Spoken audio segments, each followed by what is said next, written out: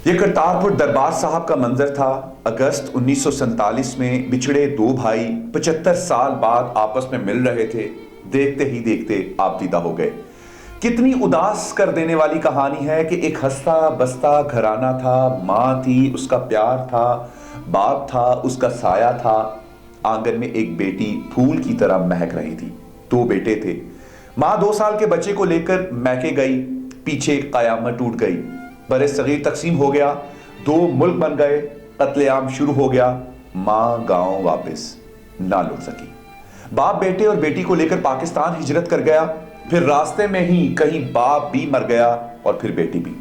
ماں تک خبر پہنچی تو شدت غم سے ذہنی توازن کھو بیٹھی اور پھر وہ بھی مر گئی۔ اب 2 بھائی تھے، ایک پاکستان میں اور ایک بھارت میں۔ ان 2 بھائیوں کو چند گھنٹوں کی ملاقات کے لیے 75 سال انتظار کرنا پڑا۔ تقسیم ہو گئی، ملک بن گئے، جھگڑے اور جنگیں بھی ہوئیں اور مذاکرات اور معاہدے بھی، لیکن کسی نے اس مسئلے پر غور نہیں کیا کہ جو خاندان بچھڑ گئے ان کو ملنے کے لیے عارضی ہی صحیح کوئی صورتحال تو نکالی جائے۔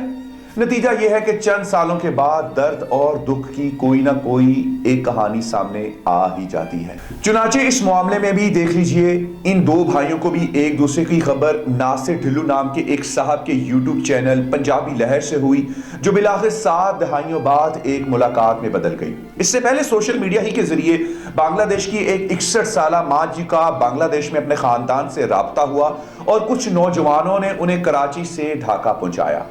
بھارت سے آئے محمد حبیب چند گھنٹوں کی ملاقات میں کہتے ہیں کہ بھارت میں سکھ دوستوں نے میرا بہت خیال رکھا، لیکن اب پاکستان آنا چاہتا ہوں تاکہ مروں تو میری تدفین میرے اپنے کروائیں۔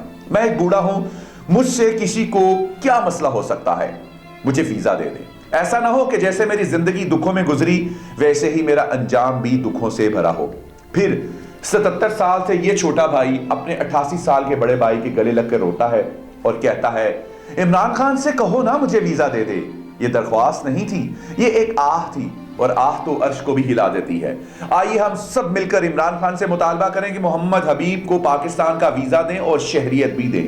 جو خاندان ہجرت کر کے پاکستان آیا ہو اور جس خاندان کا باپ اس ہجرت میں شہید ہوا ہو، اس پاکستان پر اس خاندان کے 2 سالہ بچے سے زیادہ کس کا حق ہو سکتا ہے؟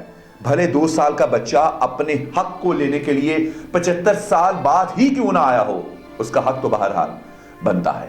پاکستان پر سارا خاندان قربان کر دینے والا بچہ آج 75 سال بعد مانگ بھی رہا ہے تو کیا؟ بس یہی کہ ویزا دے دے، اور اپنا حساب کتاب نہیں مانگ رہا، وہ یہ صرف مانگ رہا ہے کہ اب موت تو اس کو اس کے اپنوں میں آئے۔